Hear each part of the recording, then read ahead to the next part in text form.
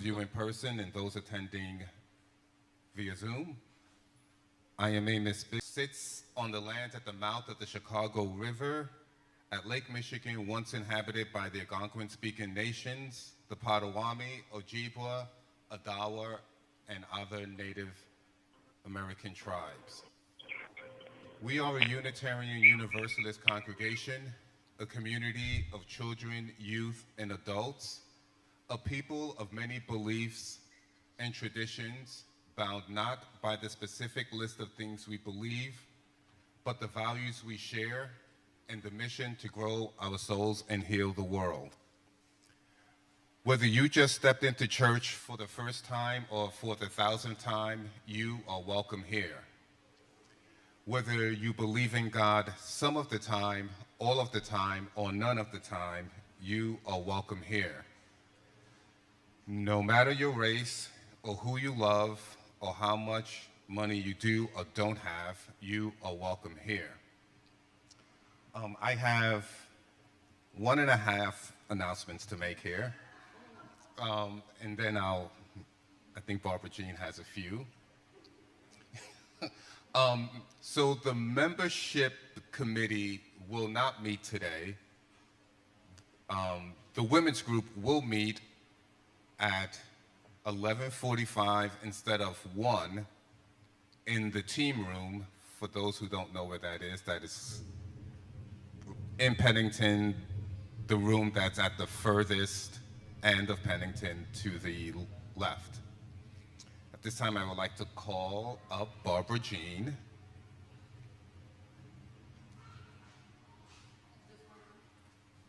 We'll find out. Hello. Okay. On behalf of your Social Justice Council, I want to remind everybody that we as a congregation have agreed to take one Saturday a month and be volunteers at La Tiendita, which is the free store at the Coppin Community Center. And our next slot is this coming Saturday, the 27th. We have agreed to provide 5 people on each Saturday. This coming Saturday, so far, we have 4 people signed up for sure. We have 2 people on standby, so we really would like to have 1 more person, and we would also like to grow our list of volunteers so it is not the same 5 people every time. So if you are available on Saturday from 10 to 1, please let me know. If you would like to do some Saturday in the future, please let me know so I can add your name to the list. And we will gather there. Reverend Dave and his wife will both be there as well. And also, the same holds true with our need for ushers and greeters. So it's just not the same small core of people. I'd be glad to take your names so we have a good list and we all have a job we can take on once in a while. And also from the Social Justice Council, we are looking for someone who can be our congregational liaison for the Unitarian Universalist Service Committee, which is the UUA's outreach around the globe. And this is a position which takes 2 hours a month. If you're not familiar with UUSC, it is a global outreach program. If you're interested in finding out what UUs do around the world, this is your opportunity. You connect with people at UUA and on a global basis. Like I say, 2 hours a month. You have contact with other people. I would love to talk to anyone who would take this on. I've done it in the past, and really it's a lot of fun. You really build up your information about all these actions that you might not be aware that the Unitarian Universalists do everywhere. So I just need 1 person. I'll be glad to be your backup and tell you as much as I possibly can about what goes on with UUSC. It's just really a fantastic program. So I'd really love to see somebody step up. You can come talk to me after service if you're even have a little inkling of being interested. And then from the Racial Justice Task Force, starting this very afternoon and going on for the next 6 weeks, the Logan Art Center over at the university has got a 6-week program. They are screening movies by Black film writers, filmmakers, producers, directors, every Sunday afternoon from 1 until 4. They'll be showing a free film followed by what they're calling a catered discussion. So that's, that's interesting wording. I've taken classes at Logan. They have never disappointed me with their catered discussions. So 1 to 4 for the next 6 weeks. I really recommend this. It's an opportunity to go over as a group and see some films that you might ignore otherwise. A few of us will be going, and also another program that's coming up that I think falls under the heading of multiracial family outings will be at the Hyde Park Art Center. And for those of us who love any kind of crazy dancing, Afro-Latin bomba dancing on, I think it's August 11th from 12 to 3, and they encourage whole families to come and learn Afro-Latin bomba dancing. So I hope you will join me there because I'm really excited about this one. So thank you.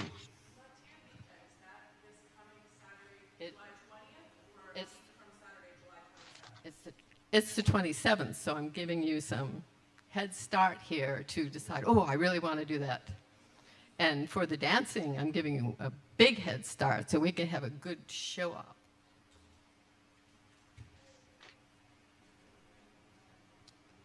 Thank you, Barbara Jean. At this time, please join me in reading our covenant. It feels so strange to be doing it so early in the order of service. Okay. Love is the spirit of this church, and service its law. This is our great covenant. To join together, to seek the truth in love, and to help one another.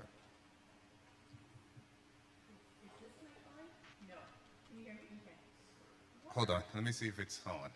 It's better if you speak into the front of it rather than the side. Okay. Yeah. Take it out. How about that? Yeah. All right.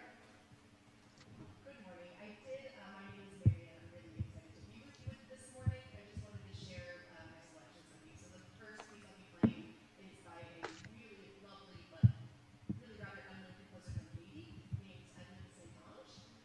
He lived in the middle of the 19th century, and his music, he was a brilliant composer, and almost all of his music went without a life until maybe 20 years ago when it was discovered very randomly in an apartment in Paris. So I believe that 2 of his aunts inhabited that apartment, and those pieces were found by chance and really carefully treated and recovered by the Society for Haitian Classical Music up in Montreal, Canada. So this is a piece of his called Page Intime, which is kind of just an intimate look into kind of his innermost feelings. This is the middle movement, which is entitled Melancholy. I think you'll enjoy. I hope you'll enjoy.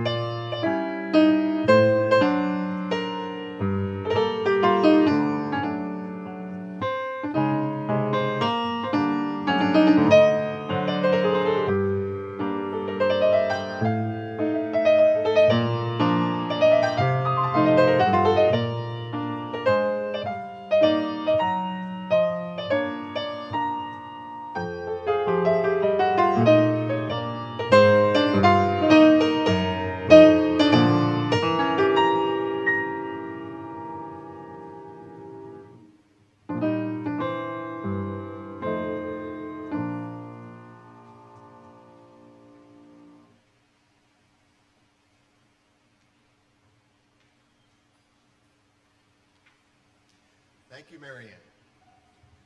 Nice.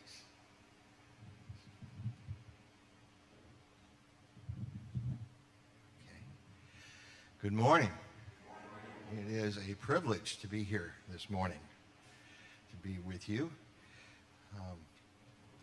The call to worship is going to be responsive reading, number 437.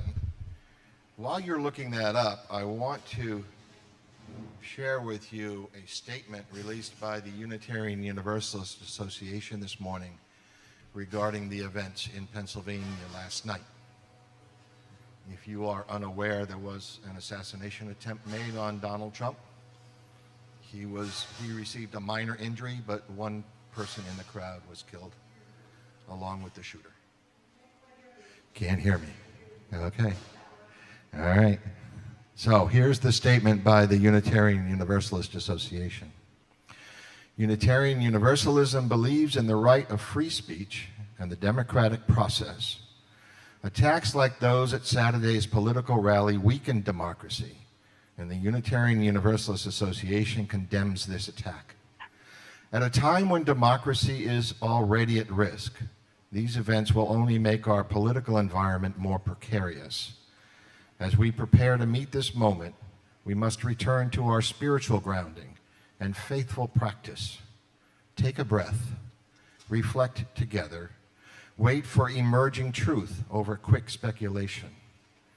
Anchor yourself in communities and relationships that foster resilience, liberation, and strategy. Cultivate nuance and seek out deep wisdom, political analysis, and spiritual grounding, as misinformation will be rampant. Our Unitarian Universalist tradition is rooted in the values of human dignity, justice, compassion, and democratic principles. We will remain vigilant in our commitment to protecting our democracy and the integrity of its principles and the rights of all people. Let us keep love at the center. We are in this together.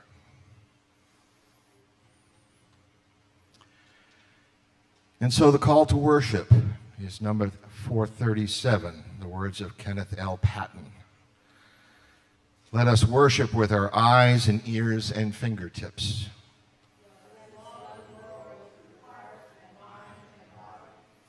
We feed our eyes upon the mystery and revelation in the faces of our brothers and sisters.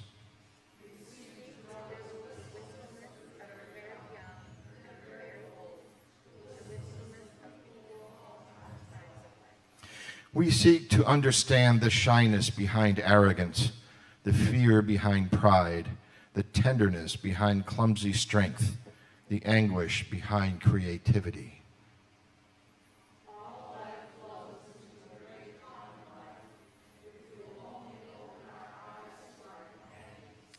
Let us worship, not in bowing down, not with closed eyes and stopped ears.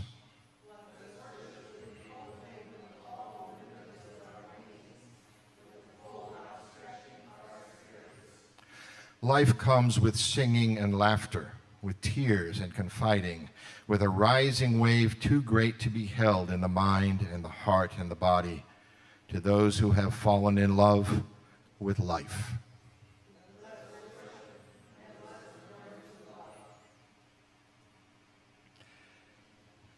Thank you.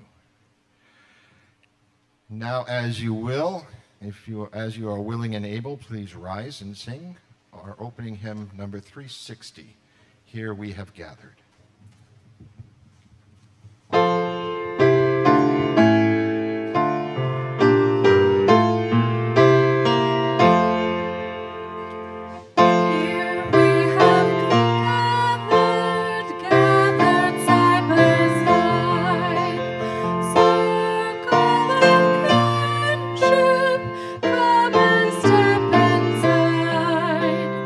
May all who seek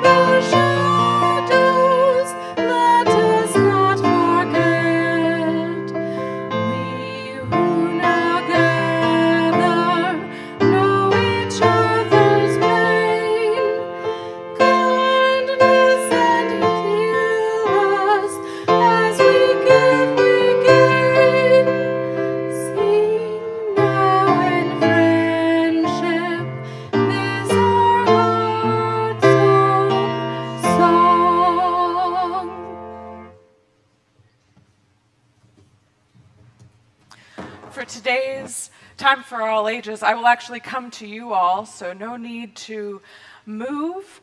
I have a book for us today, so I'll actually walk around and show the pictures as I go. You might not get to see every picture, but you'll get to see some, and you'll get to hear the whole thing. And I won't give it too much introduction, but I'll say that this book, I don't always do books, but when I read Reverend Mark's description of his sermon today about community and how did community start and how special it is that as humans we come together in community, and how are we going to develop that and continue to see what new kinds of community could look like in the future. All of those ideas, they pointed me right to this book. So that is the introduction I'm going to give it. It's called Cricket Nature by Mark Freeman.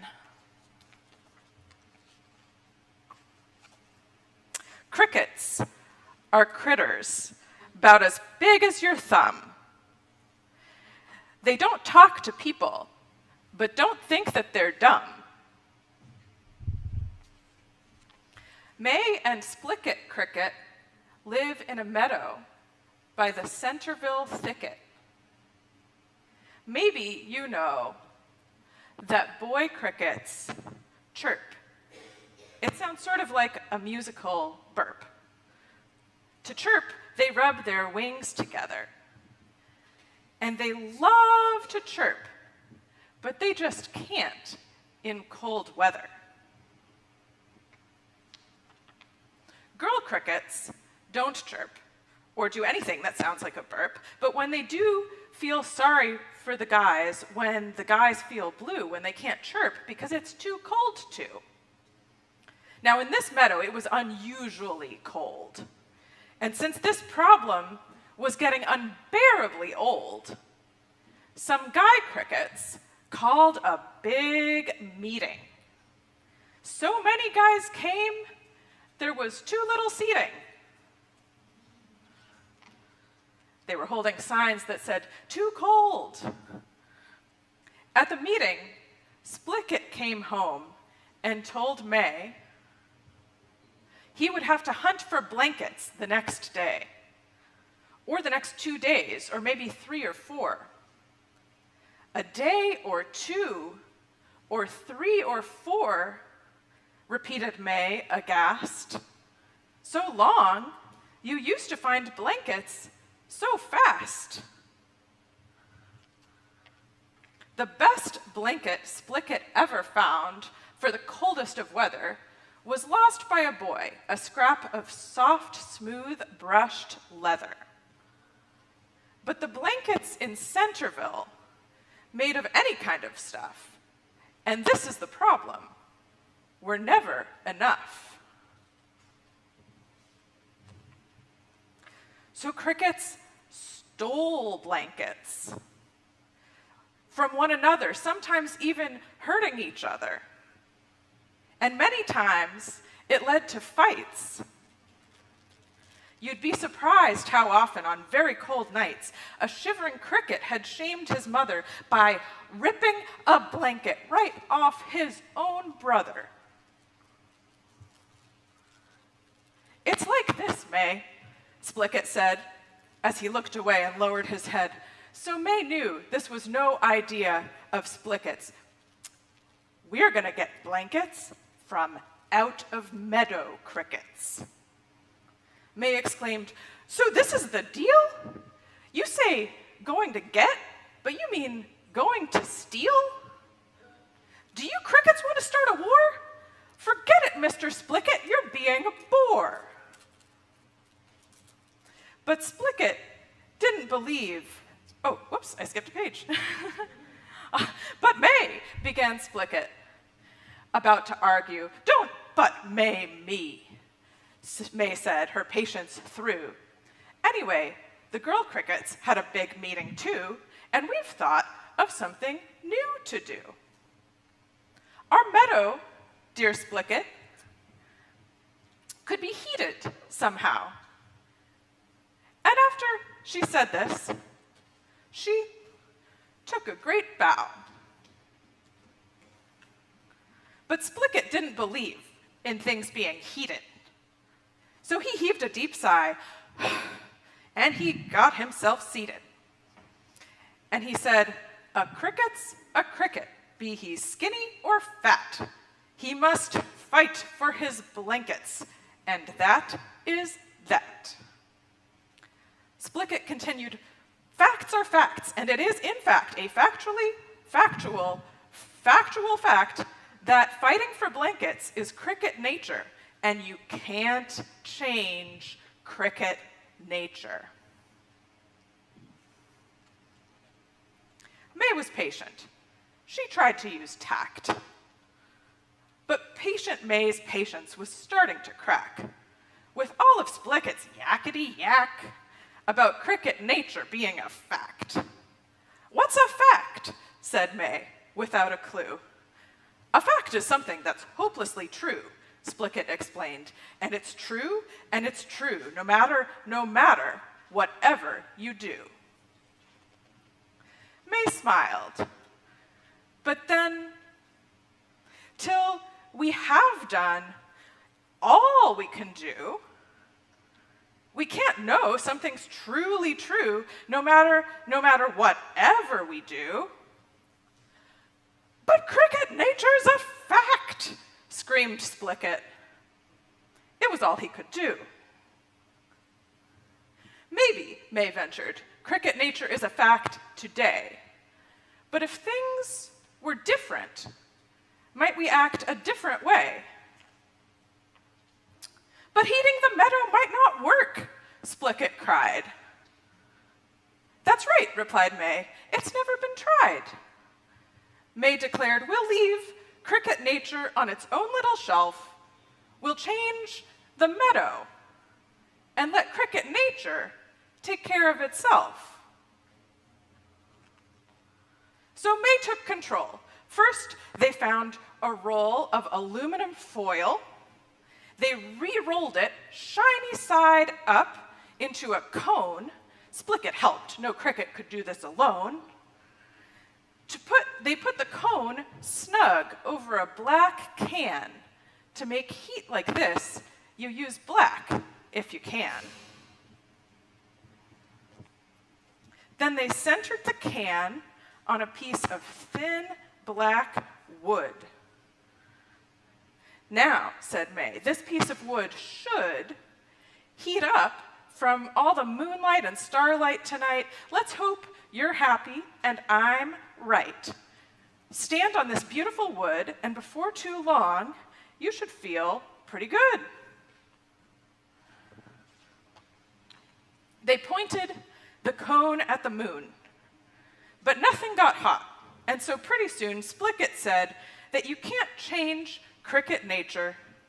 You can't change cricket nature. May said nothing, her disappointment deep, as they headed for home to get some sleep.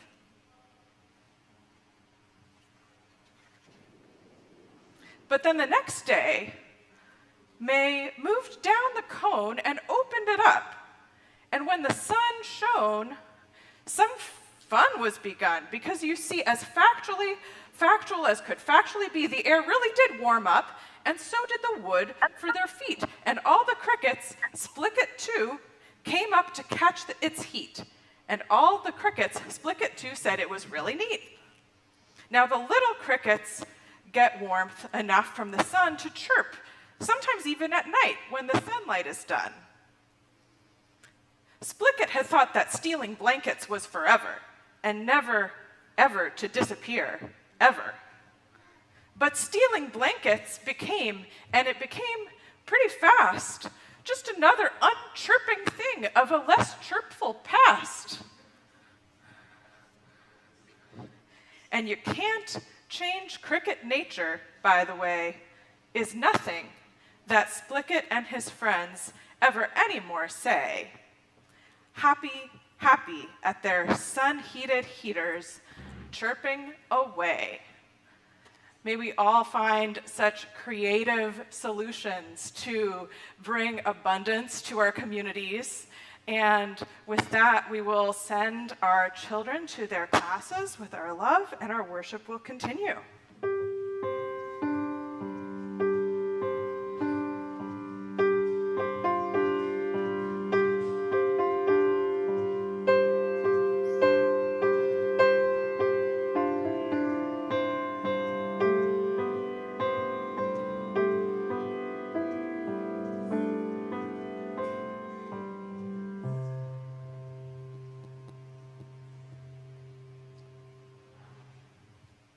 don't take the mic off for this. So, at this time, I invite you to warmly greet your neighbors.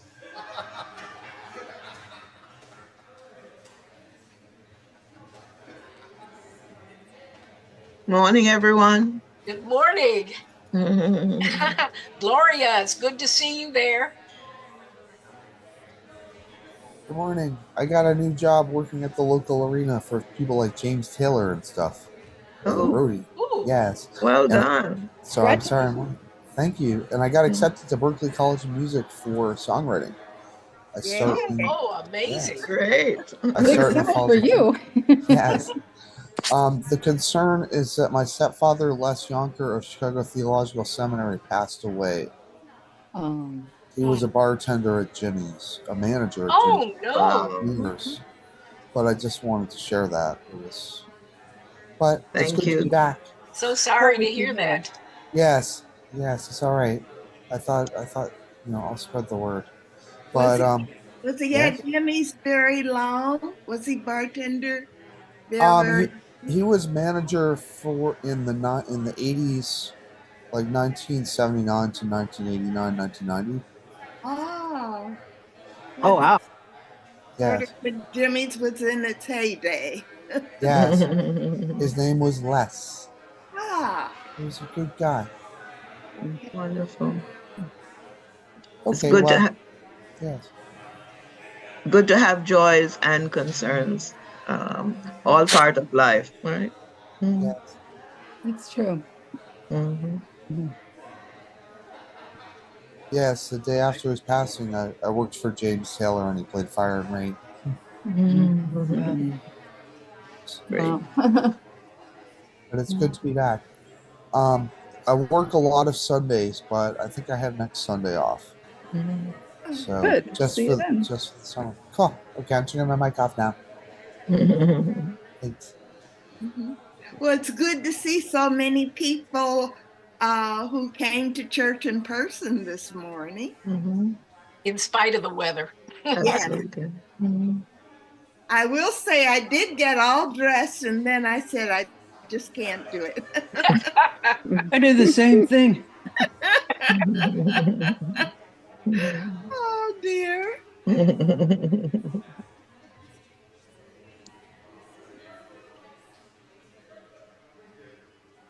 I see a lot of fanning in those fans are coming in handy apparently in church. It's great. Yeah. Hot and humid. I bet it's miserable in there. Okay. Have to get this right up here. Well, it looks So like the they're work winding of down. communities like this depends upon you, depends upon your wisdom, depends upon your work, and it depends upon your wealth. And so now the ushers will gather some of your wealth. And if that is a strain for you, just please consider your presence among us today your gift.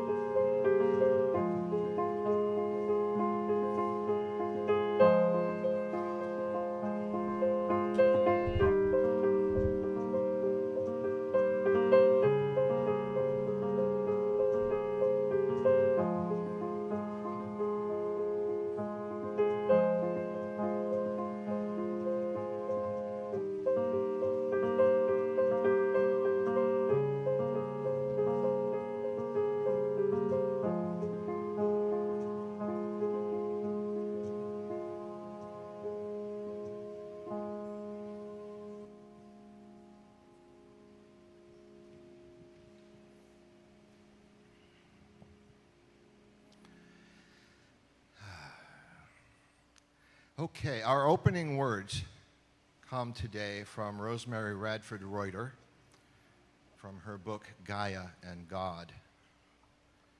She writes, "Let us begin by envisioning something of the goal that we seek, not in the sense of a static, once and for all future perfection, but in the sense of healthy societies that can be sustained from season to season, which are no longer building up toxicities of destruction. This vision must start with a principle of equity.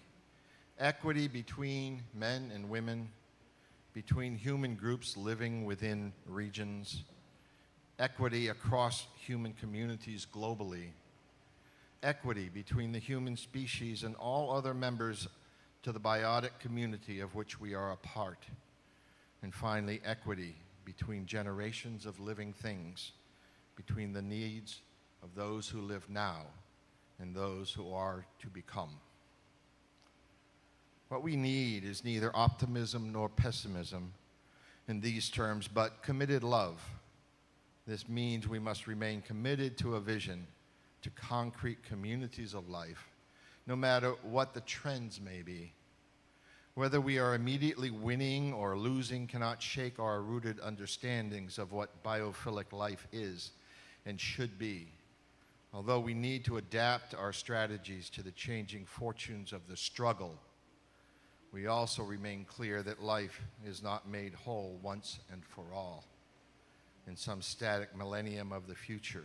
It is made whole again and again in the renewed day born from night, in the new spring that rises from each winter. Being rooted in love for our real communities of life and for the common mother, Gaia, can teach us patient passion, a passion that is not burnt out in a season, but can be renewed season after season. Our revolution is not just for us, but for our children and for the generation of living beings yet to come. What we can do is plant a seed, nurture a seed-bearing plant here and there, and hope for a harvest that goes beyond the limits of our powers and the span of our lives.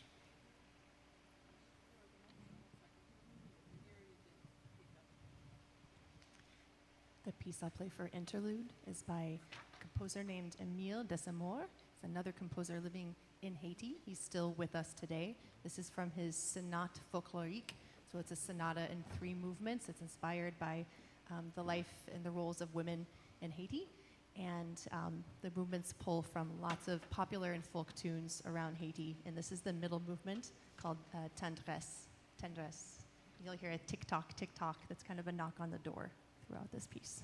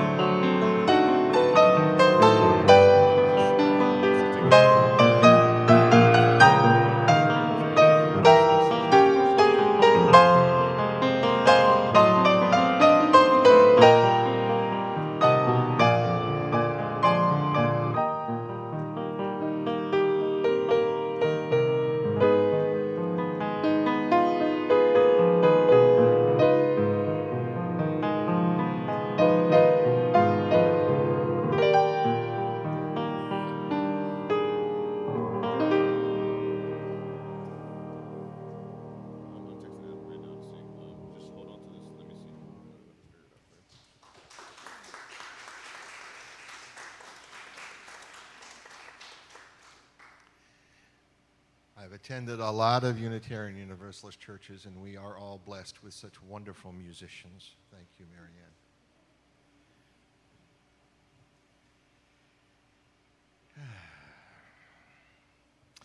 In my hometown of Lewiston, Maine, on a rise overlooking the Androscoggin River, stands the granite cathedral of Saints Peter and Paul Parish. The 167-foot double spires tower over a neighborhood of working families. The original parish church was constructed in 1881 and was served by the Dominican Fathers of Lille, France, and Quebec, Canada. The parish grew rapidly, and in 1889, plans were laid out for a new church, and although the foundation was laid, those plans were discarded. And finally, in 1904, a grand design was proposed and approved. But since 1881, the building fund had been fed by weekly donations of the mill workers, nickels and dimes every week. The building was delayed twice as the parish divided in 1902 and then again in 1907 with the building fund apportioned appropriately. Finally, construction began in earnest in 1928, which I believe is when this church was built, and was completed in 1938.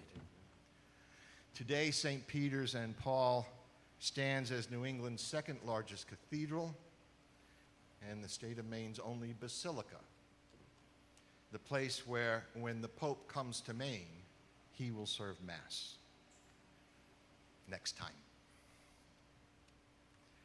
I tell you this story not because I'm bragging about my hometown, but to illustrate the power of a community to achieve great things over long periods of time.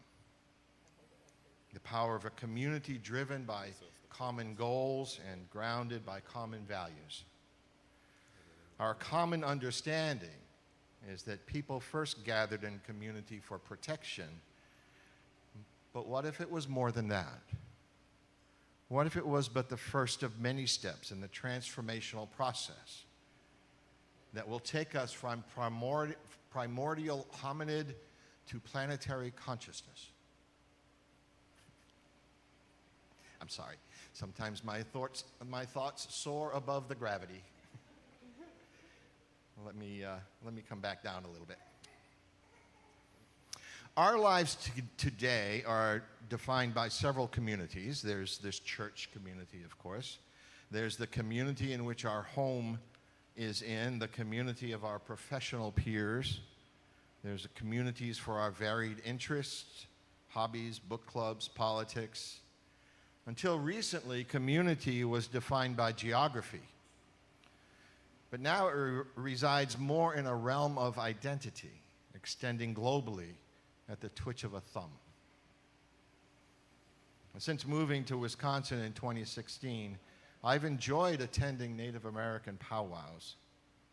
It's an extraordinary expression of a community that was targeted for annihilation by an overwhelming colonialist power.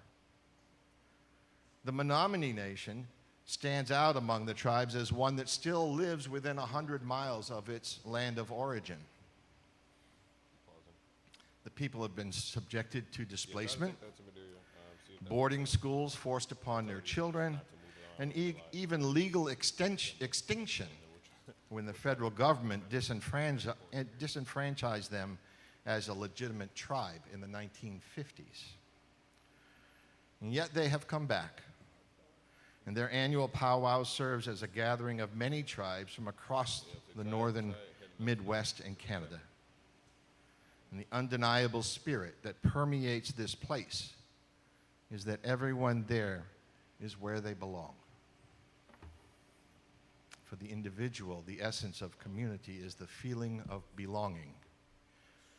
In the case of our indigenous neighbors, belonging comes from a shared experience that was imposed upon them.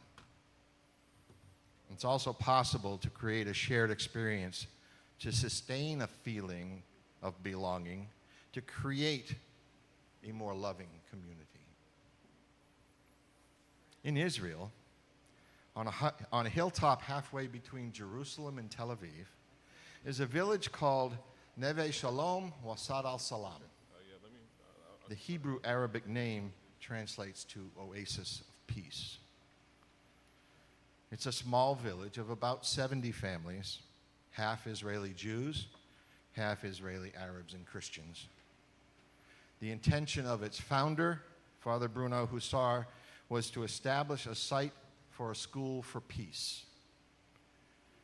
And noting the schools around the world has for training warfare, he said peace too is an art. It doesn't appear spontaneously. It must be learned. There are three aspects to the educational programs of Neve Shalom Wahat Salam. The children's school, which teaches in both Hebrew and Arabic. The School for Peace, which offers experiential peace workshops in the village and throughout Israel and Palestine. And Dumea Sakina, the place of silence, the pluralistic spiritual center that takes its name from both the Psalms and the Quran. Psalm 65 reads, "To thou, O Lord, silence, Dumia, shall be as praise." And Surah 48 of the Quran reads, "He sends tranquility, sakina, into the hearts of the believers, that they may add faith to their faith." In the current conflict, the village packages medical supplies for shipment to Gaza. And according to its website, a doctor from the village is still awaiting permission to enter Gaza. In an atmosphere that would destroy many, this community is strengthened by its commitment to ensure all members feel that they belong. The social biologist Edward O. Wilson identifies eusociality as a major step in the development of advanced species.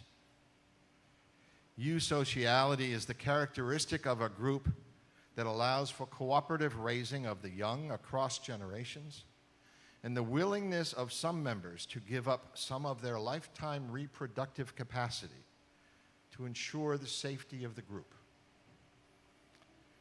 The evolutionary power of eusociality is illustrated by the success of ants and termites. These highly eusocial species, although only 2 of the 19 million insect species on our planet, account for almost half of the body mass of all insects. The development of eusociality in humans has made it the most dominant species the world has ever known. Eusociality in humans developed when roaming bands of primitive hominids began nesting, that is, leaving some of their members encamped to care for the young, while others went out to hunt for protein and then returned to the protection of the camp. These encampments forced the development of social skills, and the steady diet of protein they offered enhanced the cognitive capacity of the species. Not only were members competitive in some aspects of their relationships, they were also cooperative. The tension produced by these complex relationships required the capacity to remember. Wilson writes, "It required a memory good enough to assess the intentions of fellow members, as well as to predict their responses from one moment to the next, and, of decisive importance, it required the ability to invent and inwardly rehearse competing scenarios for future interactions."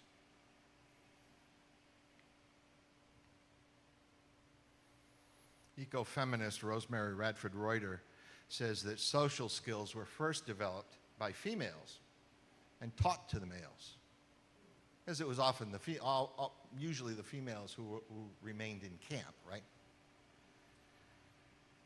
And it was also the female who had the imagination to see the need to store food for lean times. To provide for storage, women developed processes such as smoking and drying foods. And they wove baskets and pouches for the storage. It was the male who possessed the humility to follow the female's lead that kept the community strong and protected. And although there are still vestigial examples of female-led communities, male domination became the norm in every significant culture. Initially, it was from roaming groups of young men who would defeat the defenses of a community and take the women and children as slaves. And as the defenses of the group fell to the physically strongest members, those individuals could use the fear of others as leverage to take leadership. The rise of the physically strongest into leadership roles seems a natural progression.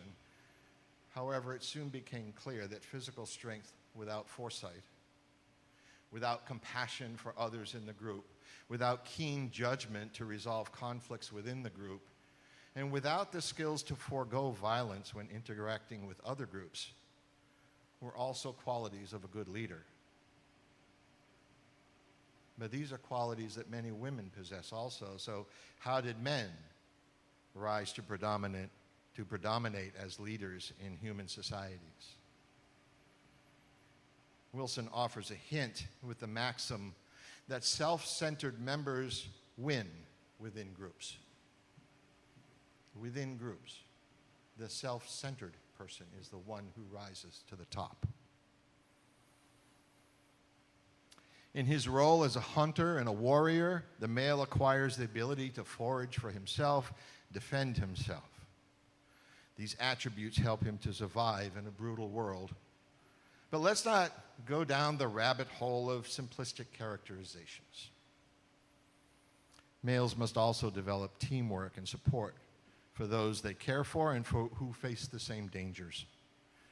Soldiers will tell you that they do not fight for flag and country so much as they fight for the man next to him in the foxhole. This suggests the element of altruism, the willingness to sacrifice for not only his buddy, but for the community that is raising his children. Now, the second part of Wilson's maxim in this group is that groups that honor the attribute of altruism prevail over groups that don't. By altruism, Wilson means the willingness to forfeit some or all of one's lifetime reproductive capacity in order to ensure the survival of the group. Groups that have members who devote their lives to supporting and defending the reproductive capacity of the whole group rather than themselves have a better chance at thriving. Again, ants and termites are the primary illustration of Wilson's maxim. Understand, Wilson was an entomologist.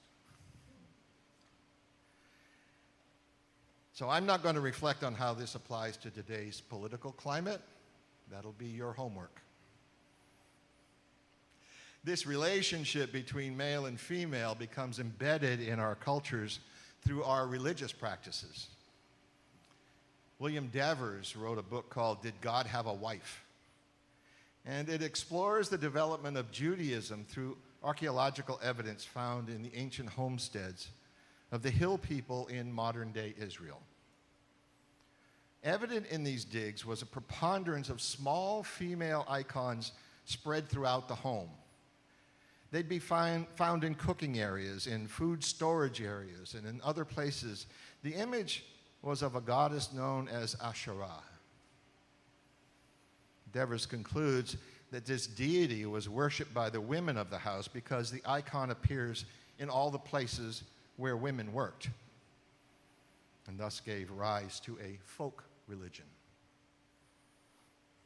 As a counterpoint, though there were often small shrines in the animal quarters of the home that Devers concluded were worship sites for men. The men of the household were the ones who regularly left the compound to pasture the livestock, to commune with other men. And from their interactions, the history of the people was kept and eventually became the religion of the book.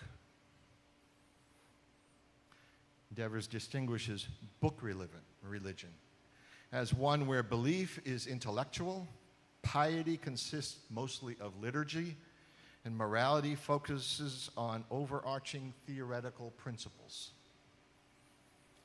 In folk religion, on the other hand, belief is mostly intuitive. Piety consists of private and family rituals. Morality is defined by right relations and charitable acts within the group. Devers writes, monotheism, defined exclusively by male clergy, in terms of their male deity, almost inevitably results in a hierarchical and patriarchal system. All that we have spoken of so far talks about an individual's responsibility to the community. How communities are collections of individuals conforming to particular roles for one specific purpose, the procreation and preservation of that community.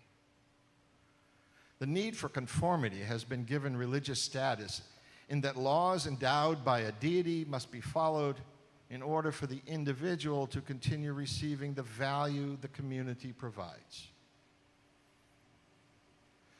Jesus healed a sick person on the Sabbath and was then crucified because he violated the laws of his book religion by following the imperatives of his folk religion. I would like us to consider that we are at the beginning of a transformation where institutional laws which are enforced with violence will be replaced by an intuitive morality that is informed by feelings of compassion and love. A morality embedded in our homes and families, no matter their composition, so that young ones will adapt them as a natural exercise for survival and propagation. A world where individuals are free to practice their own rituals, express their own spirits without fear of repression or retribution. A world that incorporates all forms of life, offers relief from overwhelming pain, and offers knowledge based upon observable events in natural settings. In his conclusion, Devers writes, "Mine is finally a humanist manifesto, a plea to restore religion to its original and proper place. It is a vision of religion seen not from the institutional perspective, from the top down, but from the perspective of the individual, from the bottom up. What this vision hopes to do, while not ignoring the transcendent dimension, is to humanize. Is to humanize religion, to put grace on it, often a woman's face. This is the first face that we all see upon coming into this world, and in that face, the face of a mother, we glimpse the unconditional love that is the essence of all true religion. The hand that rocks the cradle will rule the world, and it will ultimately make the world more human." The words of William Devers. The world we live in today has evolved through a process that Darwin first described as natural selection. Those traits that lead to survival were reproduced and became embedded in future generations. Wilson offers an alternative, perhaps a next generation process he calls volitional selection. It is a process which combines science and humanities that will bring about the next iteration of society, one in which an individual fully realizes and expresses the spirit they were born into. George Bernard Shaw wrote, "I am of the opinion that my life belongs to the entire community, and as long as I live it, it is my privilege to do for it what I can." What if the entire community were to require that you live a fully realized spirit, embodied in the form nature has provided you? What if that community was composed of teachings about love, compassion, interdependence, and justice? What if, when conflicts occur, resolution consists of education, reconciliation, and restoration instead of punishment? What if that community was made up of every life, not just human life? What would it look like? Reverend Jim Coakley is a UU minister serving in Northeast Wisconsin with me. With recent legislation in some states that require the teaching of the Ten Commandments, he reflects that commandments are not what is needed, but beatitudes, not laws, but blessings. Jesus offered his blessings in the Sermon on the Mount.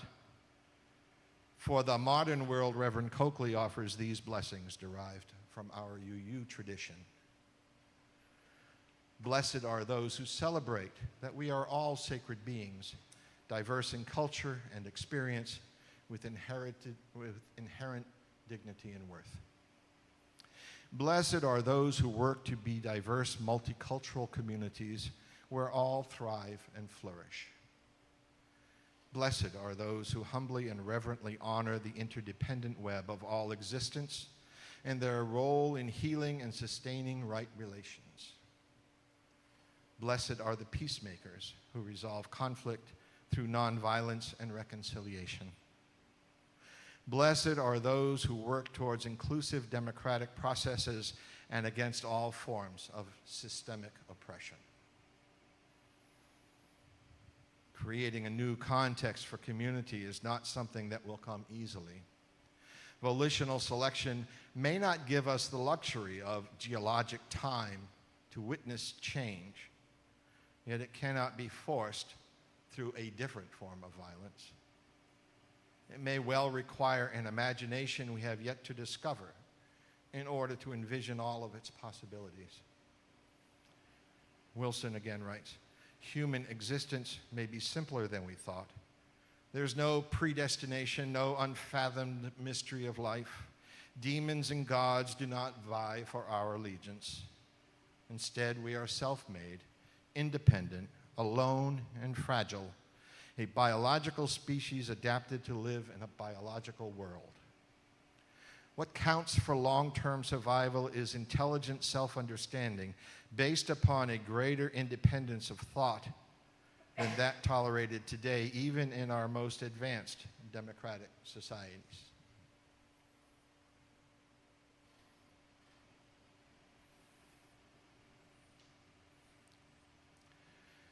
Perhaps we can, as Reuter suggested, plant a seed, nurture a seed-bearing plant here and there, and hope for a harvest that goes beyond the limits of our powers in the span of our lives. May it ever be so.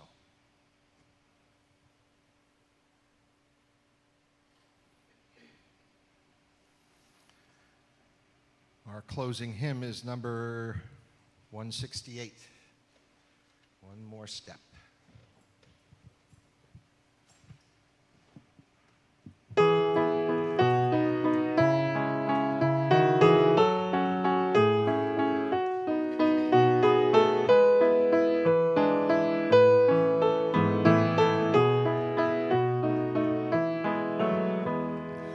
One more step, we will take one more step till there is peace.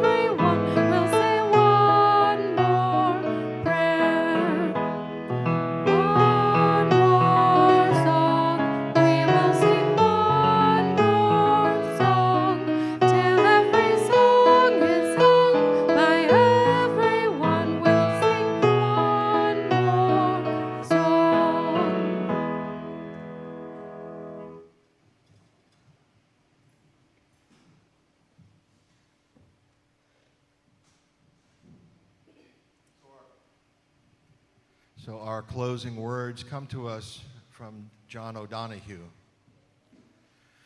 On the day when the weight deadens on your shoulders and you stumble, may the clay dance to balance you.